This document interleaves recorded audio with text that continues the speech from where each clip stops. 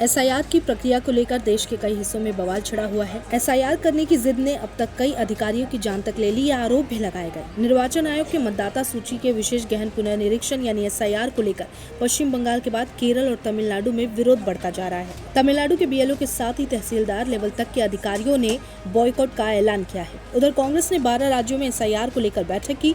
इसमें पार्टी अध्यक्ष खड़गे, लोकसभा में विपक्ष के नेता राहुल गांधी, केसी वेणुगोपाल, संबंधित राज्यों के कांग्रेस प्रभारी, प्रदेश अध्यक्ष, कांग्रेस विधानमंडल दल के नेता और उन राज्यों के कांग्रेस कार्य समिति सीडब्ल्यूसी सदस्यों सहित वरिष्ठ नेता शामिल हुए। बैठक में खड़गे ने साफ कहा है कि कांग्रेस वोटर लिस्ट पर रक्षा करेगी। ऐसे समय में जब लोकतांत्रिक संस्थाओं में जनता का विश्वास कम हो रहा है, चुनाव आयोग का आचरण अत्यंत निराशाजनक है। चुनाव आयोग को ये बताना चाहिए कि वो भाजपा की छत्रछाया में काम नहीं कर रहा। भाजपा वोट चोरी के लिए एसआईआर को हथियार बनाने की कोशिश कर रही है। अगर चुनाव आयोग ने नजरअंदाज कर दिया तो ये चुप्पी साध लेने जैसा होगा।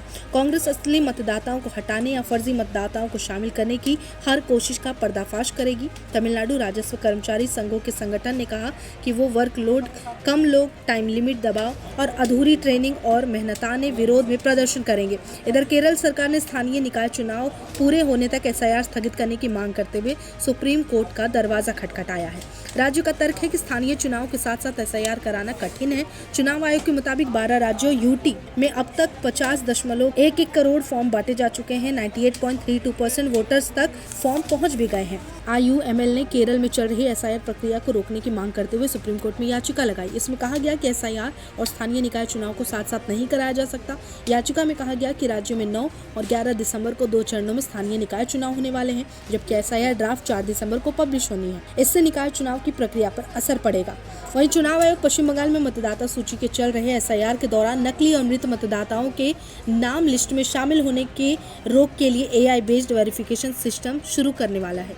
इससे वोटर डेटाबेस में तस्वीरों में चेहरे का एनालिसिस करके एआई सिस्टम कई जगहों पर रजिस्टर्ड लोगों की पहचान करने में मदद करेगा।